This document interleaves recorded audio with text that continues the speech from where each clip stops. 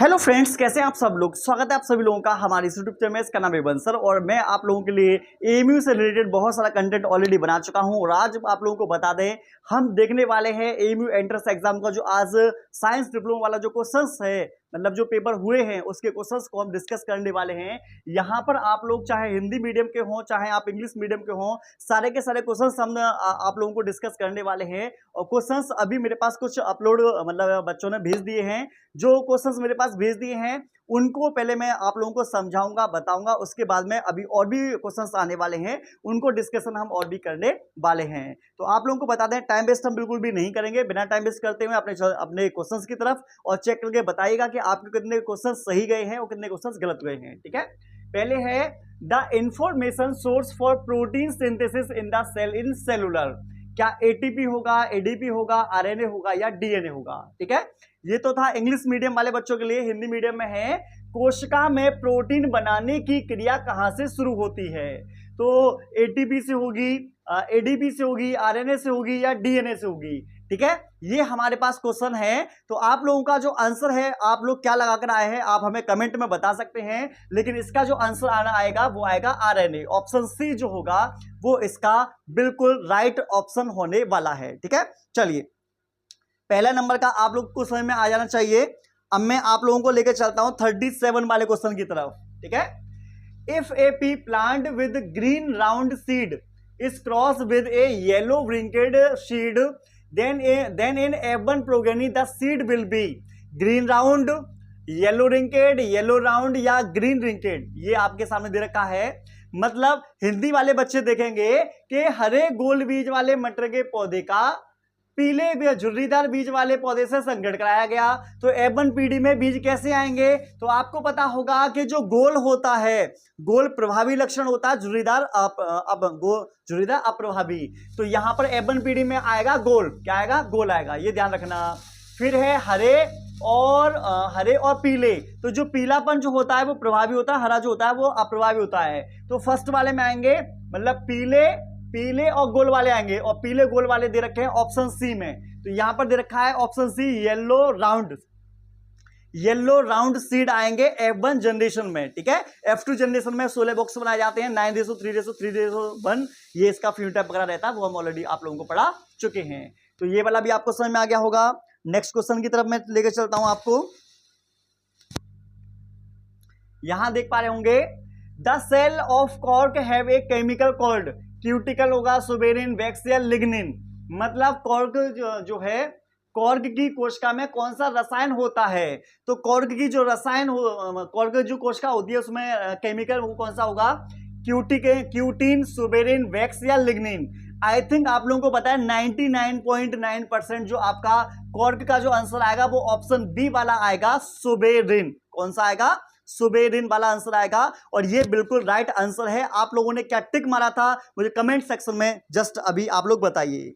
अगला है Bryophyllum can be propagated by seed, stem cutting, leaf bud या root cutting. ये आपके सामने ऑप्शन दे रखे हैं। अगर हिंदी मीडियम वाले बच्चे हैं, ब्रायोफिल्म का नया पौधा कैसे उगाया जा सकता है। तो ऑलरेडी मैं आप लोगों को एक बार नहीं कई बार बता चुका हूं कि ब्रायोफिल्म की पत्तियों के किनारे पर बड़ होते हैं, छोटी छोटी कलिकाएं होती हैं। उन कलिकाओं से नए पौधे का निर्माण होता है, जिसे हम बोलते हैं पत्ती द्वारा कायिक जनन। और पत्ती द्वारा कायिक जनन होता है किसमें होता है? ब्रायोफिल्म में। तो ऑप्शन आएगा ऑप्शन सी वाला जो होगा वो बिल्कुल राइट आंसर होगा। ब्रायोफिल्म को पत्थर चटा बोलते हैं। जिसको भी पथरी हो जाती है, पथरी वाले लोगों के लिए मॉर्निंग के टाइम में खाली पेट इसकी पत्ती को चबाकर पानी पी लेते हो, पथरी ठीक हो जाती है।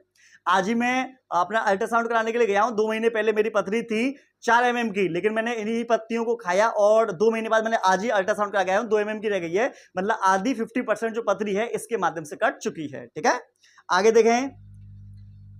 विच one of the flowering plant hormone promote cell division, abscisic acid, gibberellin, auxin, cytokinin. Already मैं आप लोगों को ये वाली बात बता चुका हूं कि कौन सा पादप हार्मोन कोशिका विभाजन को प्रेरित करता है। एब्सिसिक एसिड गलत, जिब्रेलिन गलत, ऑक्सिन गलत, साइटोकाइनिन राइट आंसर। मतलब कि सेल डिवीजन में जो हेल्प करता है वो साइटोकाइनिन हार्मोन्स करते हैं। तो ऑप्शन डी जो होगा वो बिल्कुल राइट आंसर होगा। आगे है during night major exchange activities occurring in the plants is oxidation elimination, CO elimination, CO2 elimination, NO elimination. मतलब रात्रि के समय पौधों में कौन सी क्रिया सबसे तेज होती है? रात के समय में कहा जाता है कि पेड़ पौधों के नीचे नहीं सोना चाहिए, क्योंकि रात के समय में पेड़ पौधे CO2 की मात्रा को क्या करते हैं? बाहर निकालते हैं, ऑक्सीजन लेते हैं और CO2 को बाहर रिलीज करते हैं। तो आंसर आएगा CO2 का बाहर निकलना। ऑप्शन सी जो होगा वो बिल्कुल राइट आंसर होने वाला है। आगे बढ़ता हूं मैं। ये देखिए, इन C3 plant photosynthesis is occur in thylakoid में, मीसोफिल में, बंडल शीथ में, या both mesophyll and bundle sheath में। मतलब C4 पौधों में प्रकाश संश्लेषण जो होता है वो क्लोरोप्लास्ट में होता है, ध्यान रखना। और आपको बता दें, ये जो C3 पौधे की जो प्रॉपर्टी जो पाई जाती है सिर्फ मीसोफिल कोशिका में देखने को मिलती है। मतलब ऑप्शन हमारे पास जो बी है वो बिल्कुल राइट आंसर है। ठीक है, चलो, बहुत ही यूनिक क्वेश्चन है। विच of the following is not a marine fish? मतलब ऐसी कौन सी मछली है जो समुद्र में नहीं पाई जाती? पियर्ल स्पॉट, बॉम्बे डक, मृगल या ट्यूना। ठीक है, निम्न में से कौन सी मछली समुद्र में नहीं होती? तो देख रहे हैं आप लोग, इसमें नहीं वाली बात पूछी गई है, नेगेटिव टाइप की। तो आपको बता दें, एक मछली होती है, इसको बोलते हैं मृगल। मृगल जो होती है ये नदियों में पाई जाती है, और नदियों में जो पानी होता है वो लवड़ी जल माना जाता है। ये स्वच्छ जलीय की कैटेगरी में आ जाएगा। तो ऑप्शन जो होगा वो ऑप्शन सी जो होगा, मृगल। ठीक है, मृगल जो है ऑप्शन सी वो इसका बिल्कुल राइट आंसर होने वाला है। आप लोग मुझे बताइए इसमें आप लोगों ने क्या टिक लगाया था?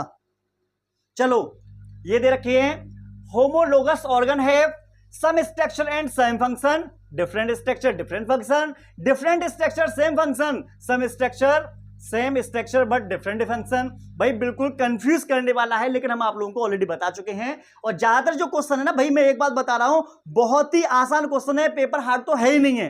बिल्कुल मैं बता दे रहा हूं, कोई बच्चा अगर मन में कह रहा हो कि बायोलॉजी कहां से आ गई, बायोलॉजी तो भैया बिल्कुल हलवा आई है इस बार, बिल्कुल हलवा है, कोई ज्यादा ऐसा नहीं है इसमें पूछा गया हो।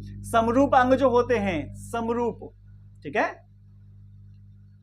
समरूप अंग जो हैं, होमोलोगस ऑर्गन, होमोलोगस ऑर्गन जो होते हैं ये इसमें पूछा गया है। समरूप अंग, यहां देखिए आपको एक मिस्टेक दिखाई दे रही होगी, शायद आप लोग समझ चुके होंगे।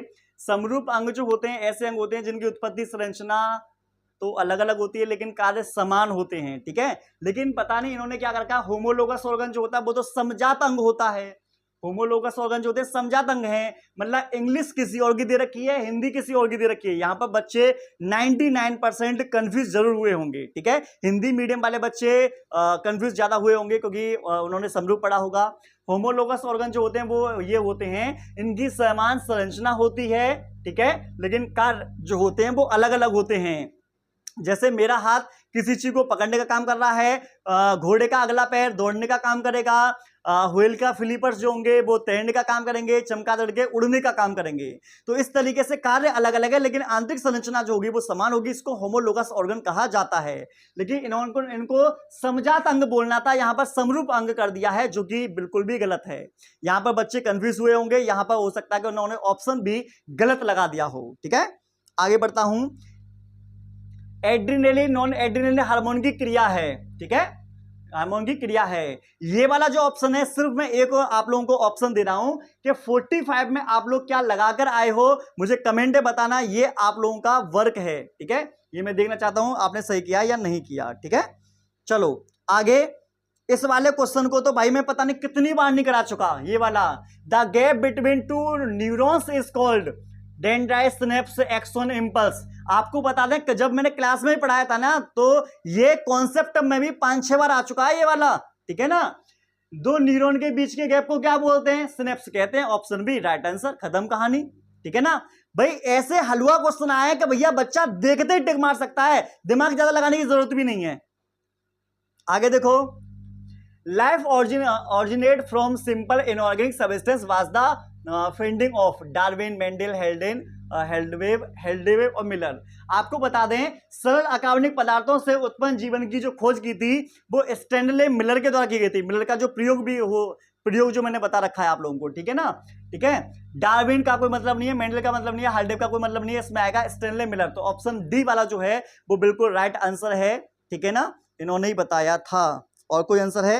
हाँ जी, देखो ये क्वेश्चन दे रखा है 49, which part of the brain maintain posture and equilibrium, मतलब हमारी बॉडी को संतुलित करने का काम कौन करता है? Medulla, cerebrum, cerebellum, spinal cord, ठीक है।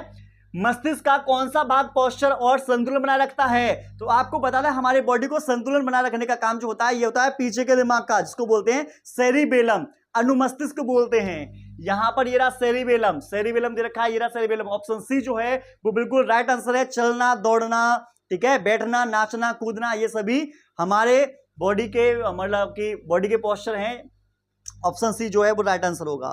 50 वाला क्वेश्चन है और मुझे लग रहा है ये वाला जो है ये लास्ट क्वेश्चन है। इसका जवाब आप लोगों को ऑलरेडी मुझे पता है, पता होना चाहिए।